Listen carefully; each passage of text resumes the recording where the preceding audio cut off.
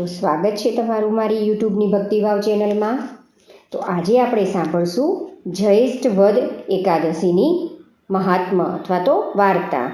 તેને આપણે યોગિની એકાદશી પણ કહીએ છીએ.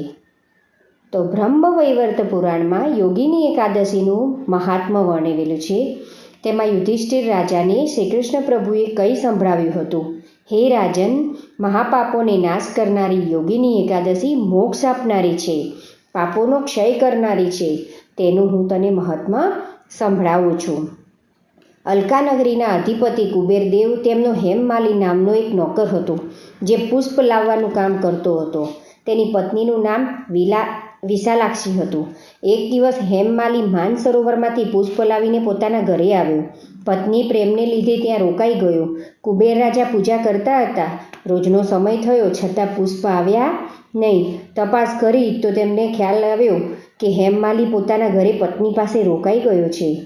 તો કુબેર ભગવાન કોપાયમાન થયેલા. તેમણે સંદેશો મોકલ્યો અને હેમમાલીને બોલાવ્યો.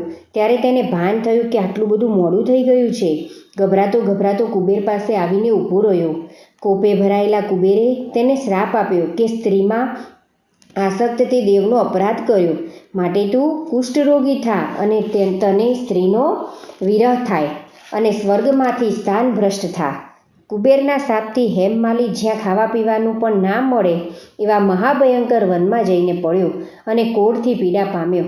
વનમાં ભમતા પુષ્પ મળે તો તેથી શિવજીની પૂજા કરતો અને એના પુણ્ય એને પૂર્વનું સ્મરણ રહેતું. શાપિત હેમમાલી ભમતો ફરતો હિમાલય પર્વત પર ગયો. ત્યાં માર્કંડેય ઋષિના દર્શન થયા.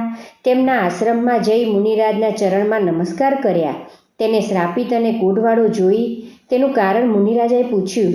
ત્યારે તેને સઘળી હકીકત સંભળાવી અને આ પાપમાંથી મુક્ત થવાનો ઉપાય બતાવવો તે માટે તેને વિનંતી પણ કરી. માર્કંડેય ઋષિ કહે છે કે હે બટુક, તું મારી પાસે સત્ય બોલ્યો, તેથી તને હું આ દુઃખમાંથી મુક્ત કરનાર ઉત્તમ વ્રત હું કહું છું, તે સાંભળ. જ્યેષ્ઠવદી એકાદશી એટલે કે યોગિની એકાદશીનું વ્રત કર. એ વ્રતના પુણ્યથી તું કોઢ મુક્ત થઈશ, શાપ મુક્ત થઈશ. હેમમાલીએ ઋષિને પ્રણામ કરી એમના કહ્યા પ્રમાણે યોગિની એકાદશીનું ઉત્તમ વ્રત કર્યું. વ્રતના પ્રભાવથી તેને તેનું જેવું રૂપ હતું તેવું દેવરૂપ જેવું રૂપ પણ પાછું મળ્યું અને મૂળ સ્થાન પ્રાપ્ત થયું. તેને તેની પત્નીનો પણ મિલાપ થયો. બ્રહ્મવૈવર્ત પુરાણમાં વર્ણવેલ આ એકાદશીનું વ્રત કરનારને 88,000 બ્રાહ્મણ જમાડવાનું પુણ્ય થાય છે, પાપનો ક્ષય થાય છે.